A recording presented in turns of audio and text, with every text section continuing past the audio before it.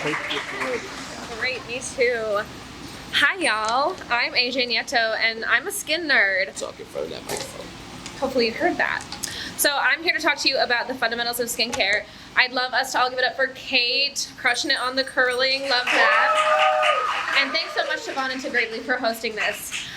So by the time I finish this sentence, approximately 20 million skin cells have regenerated in your body. All right, your skin has 11 miles of blood vessels, about 45 miles of nerves. So we got a lot going on up in here. We ought to take good care. You shed 600,000 skin cells every single day, which means in a year you have shed approximately 1,000 bodies worth of, in a lifetime. That's in a lifetime. Pardon me. All right, so healthy skin is acidic skin, y'all. If your skin is not acidic, what happens is you create a really nice environment for things to come up and make their way there, which is where acne comes from and all other kinds of skin issues, all right? So again, we want to take good care. You can only have your skin cells turning over as effectively as they can if you are properly hydrated, and I know none of y'all in here are. So drink some water right now. Except for this girl right here, she's hydrated. All right, so what you see, if you look at your skin right now, all of it that you can see, it's dead, okay? It's dead, it's gonna slough off, it's gonna happen mostly naturally, but again, if you're dehydrated, it's gonna need a little extra facilitation, okay? So, how many of you in here have a skincare routine you feel really great about? Okay, I like to see that. How many of you use a bunch of products that you think are like maybe working, but also maybe you have no idea, but like you really like to buy them because they're cute? Yeah, okay, exactly. All right, so the beginning of what needs to happen to even care for your skin particularly well, is you have to identify your skin type, all right? And this is honestly in so many ways as simple as looking at yourself in a mirror and seeing if you can see your pores. And like most of us probably can. If you can't, most likely your skin is dry, all right? So we want to go for this like poreless energy, but honestly, that is not really an indicator of like the best skin health you can have. Your pore size is genetically determined. So there's really not much you can do about it, but you can use it as a means of information for how to care for yourself as good as possible.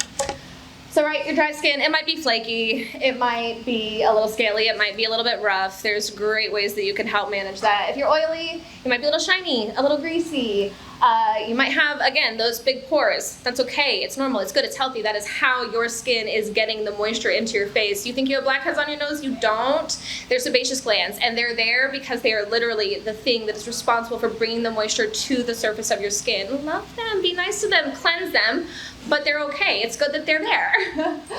You know, if you have combination skin, you might notice that you have like a little oily T-zone, classic, a little dry around the perimeter. Again, it is what it is. We all have skin. This is a good thing. Otherwise, if you were walking around just bones and muscles and meat, it'd be weird. And then there's sensitive skin, and there's normal skin. If you have normal skin, congratulations, you're a rarity. Most people really don't. If you have sensitive skin, I love that you think that, and also there's a really good chance that your skin barrier is stripped and it's actually just sensitized. And if you want to talk to me more about that later, please do. Okay, so how do we care for it? First things first is like figure out what kind of skin type you have, right? Next is going to be identifying your skin's needs. So this is mostly stuff that you care about, right? Like, do you have hyperpigmentation? Do you have acne? Are you suffering from dryness? Is there anything like that? Like, what is it that your skin actually needs? And then you have to choose your products, which could be like, so we could dive so deep there, but it's something you gotta do, all right? And then, like, last but not least is you really have to actually wash your face, like every single day, like maybe even twice a day, actually. So in the morning, what we like this to look like is you're protecting, you're preventing, you're cleansing your face. I love to recommend a 60-second cleanse because a lot of times you just like slap it on and slap it off. Like, we all really learned how to wash our hands during COVID, I hope. Like, do that, but then sing happy birthday like 6 times instead, and then do it again. You would love to use a toner. We're going to talk more about that. We're going to talk about serums. We're going to talk about moisturizer. We're going to talk about sunscreen. Every single one of you should be wearing sunscreen. Sun damage is irreversible, but so preventable. In the evening, we like to do repair and correct. We're gonna cleanse, sing your 6 happy birthdays. We're gonna cleanse again, especially if you're a makeup wearer, please. And then we're gonna do toning, we're gonna do our exfoliants, we're gonna do our retinoids, we're gonna do maybe some other serums and our moisturizer. Okay, so cleansers, like we all need to wash our face, right? However, if you're washing your face and afterwards you're feeling like squeaky clean, like that thing we kind of actually covet, it's not really ideal. You don't want your face to be feeling like this once you have finished cleansing it before you've done any of your other steps. So there's these 4 and also a million, because we know the market for skincare is like deeply saturated. But mainly these 4 types of cleansers. So you have your cream base, you have your foam, you have your gel, you have your oil. If you're a dry skin type, if you cannot see the pores on your face, you might want to think about using a cream cleanser if you're not already using a cream-based cleanser. Anything that is a foam or a gel, anything that literally like bubbles up on your face is inherently a detergent. And inherently being a detergent, it's gonna dry your face out a little bit more. So this is nice, right? If you're a little combination, if you're a little bit oily, then like that might be something you're looking for. Oil cleansers are great if you're oily. Oil cleansers are great if you're dry. Oil attracts oil, right? We love that for oily skin to kind of bring some balance to the oil and water content. But conversely, if you're a dry skin type, then it's great for retaining moisture. Wash your face. So then we got our toners, okay? And honestly, so elusive, aren't they? Toners are just like these watery things that we spray on our face and like hope they're doing something. A really good toner is going to balance the pH on your face. I think I already said it, your face needs to be acidic, right? Toners should be the thing following, you kind of make your skin a little alkaline. We don't talk too much about the pH, we can get a little nerdier about that some other day. But you're making a little bit alkaline when you cleanse. You want to bring back that acidity with your toner, bring back that balance, and it also creates a really nice surface for you to go ahead and slap on those other products and create a way better means of absorption for them. So again, there's a couple different types. There's hydrating. Those are most likely going to be water-based. You've got your astringents, which are alcohol-based. If you're using witch hazel every single day on your face, like, yes, that's an astringent. You probably shouldn't be doing that. It got really popular. I hope we've all learned by now, but if not, there is no shame. Just like maybe don't do it anymore. And then there's exfoliating. Also, you don't want to do this every single day. You don't want to be exfoliating your face every single day. You know, like I said, we're producing hundreds of thousands of skin cells and just as many are falling off all the time. But if you're exfoliating every single day, you are compromising that skin barrier. You're compromising your acid mantle. That is a part of what keeps your skin healthy and acidic. Don't exfoliate every single day. All right, and then we've got our serums. And what is it really? Like, what is a serum? I feel like this is a question I get at work literally all the time because it can be so many things. And again, I could spend like 15 minutes talking about serums themselves. But essentially, what they're gonna do is pack the hardest punch of any sort of treatment-based, non-exfoliating product in your routine. So these are your antioxidants, these things like vitamin C, which also helps protect against UV rays, things like that. You got your hyaluronic acid, which I'm gonna get on like a teeny tiny pedestal about for a second because the whole point of it, right, it naturally occurs in your skin. You do it because you want to get really hydrated, really plump, but if you're not using a heavyweight, well-made hyaluronic acid, you're drawing all that water up from your dermis into your epidermis, and then if it's not a heavy weight, you are literally just like asking for it to evaporate off your skin and create even more perpetual like hamster wheel of dryness in your skin.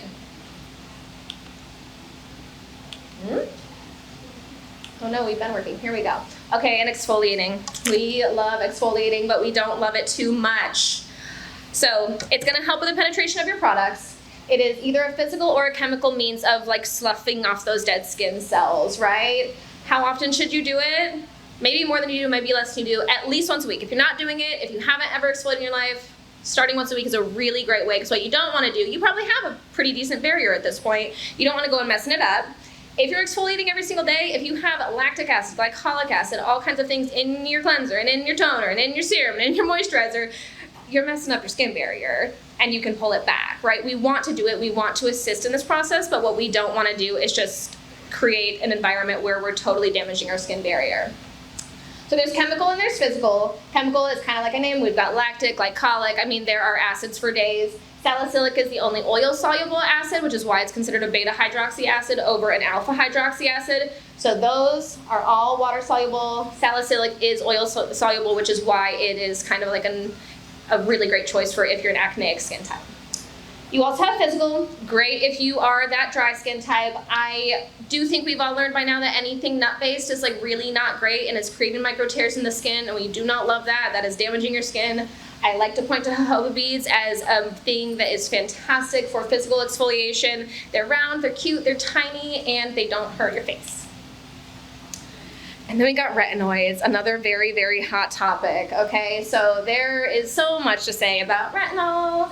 It's a derivative of vitamin A, okay? You can also get this in your diet. So many things that come through your skincare can also come through your lifestyle. And it helps to increase cell proliferation, which is basically like making little cell babies, okay? So you wanna slough off some of that skin with your exfoliants. You wanna ask for some proliferation with your retinols. They're there to regulate cell turnover, to promote effective exfoliation, prevent acne, even discoloration, all kinds of really great things, but again, when used in excess, can end up ultimately damaging your skin more than helping it. And there's 4 types, okay? So retinoic acid, you might have heard of tretinoin, Retin-A, something like that. This is prescription only. You can only get that from a dermatologist, from a doctor. There's actually like a lot of other really great methods of retinol that are way less harsh on your skin. Talk to me about that later if you want to. All of these retinoic acid, retinaldehyde, retinol, and retinol esters take different steps of conversion to get to the retinoic acid that is biologically activated in your skin, right? You have retinoic acid receptors in your skin, just like hyaluronic acid. These things are already there, babies. They're already there. This is where you can start, be a little gentle. I think I can like point. You have your retinol esters. That is going to be your gentlest start to retinol, to retinaldehyde, to retinoic acid. And you really do want to build your way up slowly but surely. Retinoic acid, retinol, vitamin C, and SPF really are like your trifecta of, I always hesitate to say anti-aging because we are pro-aging gracefully in this house, but those are things that are going to help you age gracefully. And then we have moisturizer. Love moisturizer. This is going to create an additional barrier for you. It's going to improve your skin's hydration. It's going to increase your stratum corneum skin's water content. That is like the top layer of your epidermis. That is mostly what you're putting. That's all the dead skin that you can see right now. All right, so it helps to keep bacteria at bay. It helps with any of those little tears that you might have in your skin already. It protects your skin from friction. Where I see most is like people with really oily skin types don't want to moisturize, but you put all of this effort into your skincare routine and then you just like leave it there for all these like free radicals, which are basically just like little electron thieves coming around to knock everything out of order and imbalance your skin. So please moisturize, please moisturize. You have a couple different types, of course, right? Anyone's different skin type is going to require something a little bit different to give it the level of moisture that it needs. Oily skin, you want to go water-based, you want to go oil-free. You can use oil in your cleanser, don't use oil in your moisturizer if you're an oily skin type. For dry skin, using something that has both oil and water, so humectants are going to draw in that moisture, oil is going to retain that moisture. So finding something that creates a lot of oil and water balance to bring your skin to the health that it needs to be at.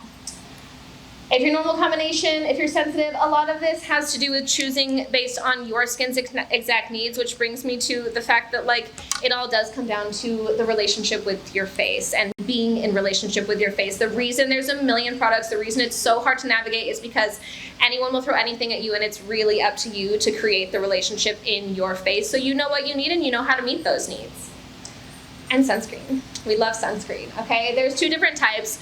You know, it's been really controversial to use chemical sunscreen because of damage to barrier reefs. This is a really big deal. Many companies have shifted their practices so that there are barrier-safe sunscreens. You all can dive into those rabbit holes as much as you need. I'm just going to tell you the difference, which is for physical, it's just sitting right on top of your skin. So these are zinc oxide, titanium dioxide based. They might leave a little bit of that white cast. They might not be like your best friend aesthetically, but they are definitely going to protect your skin. Either way, you're reapplying every 2 hours, okay? With chemical, it absorbs in your skin and then it disperses in your skin and creates heat. So if you are like a super hyperpigmentation prone individual, I kind of recommend staying away from chemical sunscreens because creating that heat, if you have struggles with melasma or anything like that, can really exacerbate it. And either way, apply it every 2 hours. I mean, I know none of us really do this, right? But if you're out in the sun, if you're doing things, like you really be nice to your skin. You could be, you should be. Anything really above 50 SPF is marginally better. So if you're using 70 as an excuse to reapply a little bit less often, honestly, you're just exposing yourself to more potential for skin damage by way of the sun. Broad spectrum is great, protects from UVA and UVB, which like in the world of aesthetics, it's like UV aging, UV burning. You want to be protected from both of those, go broad spectrum every time. We like a fragrance-free, oil-free, paraben-free, none of the nasties. Non-comedogenic means it's not going to clog your pores. I mean, I think all of us find that if we're reapplying that much, if we're out on the beach, you might experience a breakout anyway. So good thing you have that really wonderful skincare routine to refer back to. All right, just a couple hot tips from your local esthetician. is try new products one at a time. Minimize your variables. Now, I say this, and honestly, slightly hypocritically, when people come to me, I sometimes am like, try all these products all at once. We're going to shift gears. I do like to minimize waste. I do like to make sure we're using up things we like and that seem to work for us. But for the most part, if you're doing this at home, try it one at a time. Reduce your variables. Figure out how things are actually working and how you are actually responding to them. Because what works for your best friend is not going to work for you. What works for your TikTok esthetician is not really maybe going to work for you either. Consistency is key, all right? Both in, you want to apply it consistently, and you want to apply in order of consistency. So if you're ever like, well, how do I do it? Thinnest to thickest is a really, really good line of thinking. You know, your cleanser notwithstanding, you don't need to worry about that. You're taking it off anyway. Otherwise, thinnest to thickest every time. Ice your acne.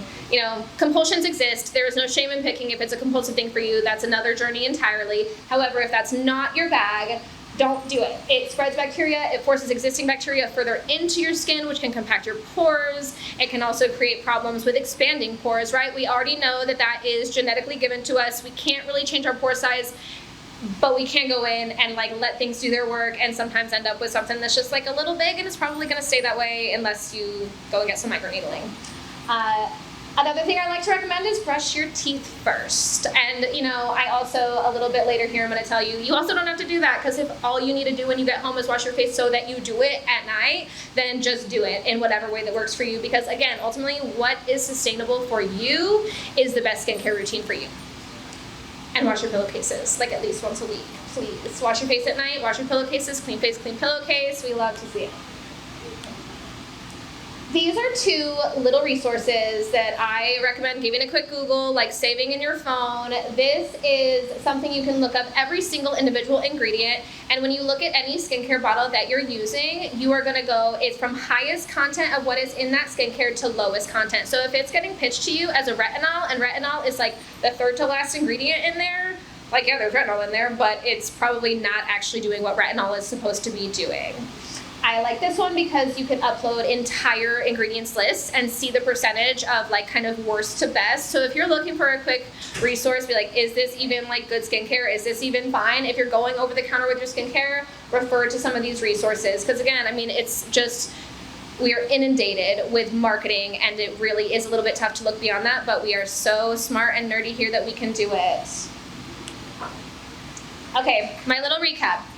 In the morning, we're protecting and preventing. We're cleansing. I mean, I love a double cleanse in the morning if you want to do it. We're toning. We're using our serums, especially our antioxidant heavy serums in the morning. And we're moisturizing, followed by that beautiful SPF. Rain or shine, UV rays do penetrate clouds, you guys. We know this. And then in the PM, we're repairing and correcting. So we're cleansing, again, double cleanse. If you're makeup wearer, definitely double cleanse, triple cleanse. Tone, use your serums, your exfoliants, your retinoids, and your moisturizer. You know, again, just a really strong reiteration of overusing exfoliants compromises your skin barrier. I know we like the way our skin feels when it's tight. I know we like the way it feels when it's perceived as clean, but that doesn't mean it's balanced. So sometimes we have to like come back in and be like, okay, it's enough, it's enough, it's enough. Moisture and hydration helps your acne too. One more thing is my 80-20 rule, okay? So like 80% of the time we do our best, right? 80% of the time we do it perfectly, we take time between our steps, we're doing a great job. 20% of the time we're human people and we have to give ourselves a little break. Additionally, if you see an esthetician, if you go to someone professionally, like 80% of what can happen in your skin to be the best it possibly can be is what's happening at home.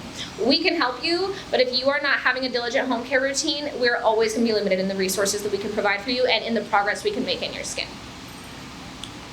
Little baby sources page, and that's a wrap.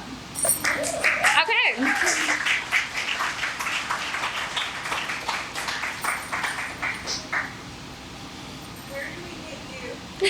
Damn, y'all just gonna start asking questions? Can we like give one more round of applause for AJ?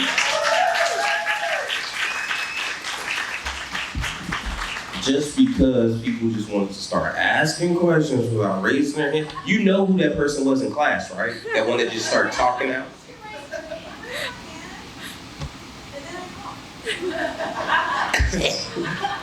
Everybody put your hands up if you have a question. I'm going to select you first. Yes. I have a couple business cards. Wait. Everybody, okay, so how this works. You ask the question.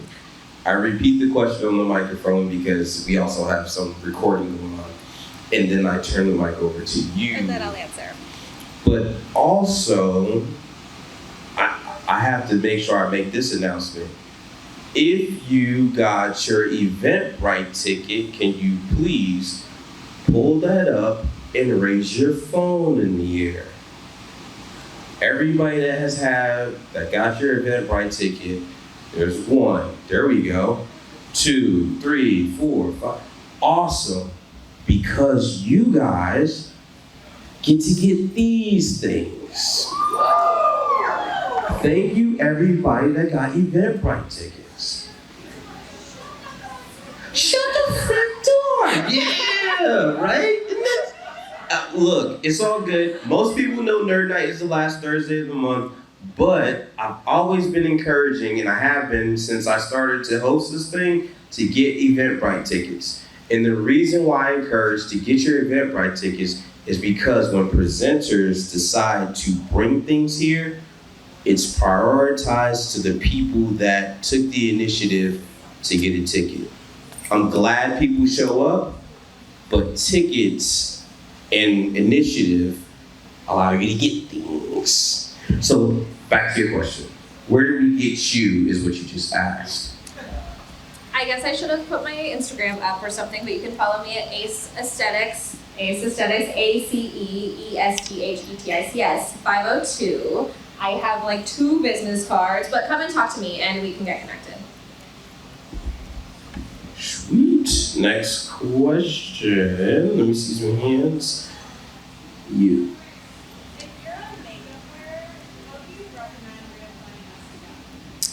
If you're a makeup wearer, how do you recommend reapplying what again?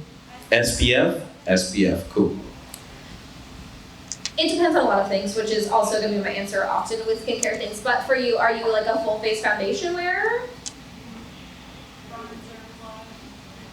I will recommend one very specific product to you, which is through Skin Better. They have something called Tone Smart. It's a compact SPF. So I will also say that if you are a full face makeup wearer, if your makeup has SPF in it, that is also helpful. And if you're a full face foundation wearer, that is inherently creating a barrier to the sun. So like it's not exactly you are released from that responsibility to your face, but it is gonna be a little bit helpful too. Rebecca. Hi. Hey. Let's say you're one of those Hey. people that thought it was cool to use witch hazel toner every day. What would you use as a different kind of toner that is not that? So if you were using witch hazel toner every day and it was cool, but it wasn't cool, what should you use now? Again, it's like, it depends question. You got your Eventbrite ticket, right? Because I might just have something I'd like to give you directly because I think you'll appreciate it. And again, like no shame in what you've been using, right? We don't know. My mom didn't teach me how to wash my face. I learned after also like confidently scrubbing it with coffee grounds and using Neutrogena makeup wipes for years and years, right? So like, it is a process of learning. Do you, like, if you feel like your face feels really great after that, if you're an oily skin type, we can talk about how that works well for your skin routine in some ways. Otherwise, I love any kind of hydrating product. And I don't really recommend, personally, like I don't not recommend, but I don't recommend just things you can buy at Target or Ulta or whatever, just because that's not my MO of working in the world of skin. But using the resources of the products that or like of Paula's Choice that I gave up there, and also if I can send you home with one of these bad boys, then I think you'll probably see a difference in your face in a way that's gonna be pretty meaningful for you.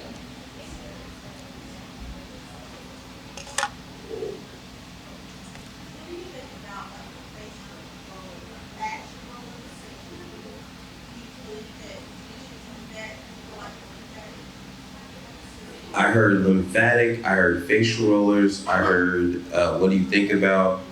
I'm sorry, I can I totally recap that missed question. I missed the whole question, but AJ definitely has an answer. Okay, correct me if I'm wrong, but I think you're wondering, are you talking about lymphatic massage style rollers or like rollers that you're using, like cold ice rollers, things like that?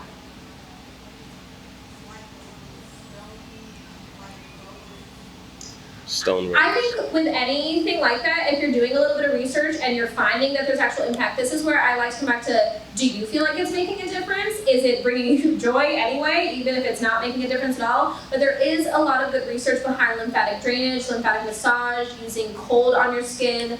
So again, if you're, most important at the end of the day is gonna be, are you doing it consistently? Do you like it? Are you doing it consistently? Is that product always clean before you use it? Is your face always clean before you use it? I hope your face is clean before you use it, because everybody goes outside with your face, for real. Is there any more questions? My little one wants to ask a question.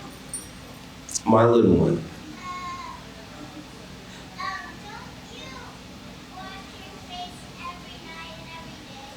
Do you wash your face every night and every day?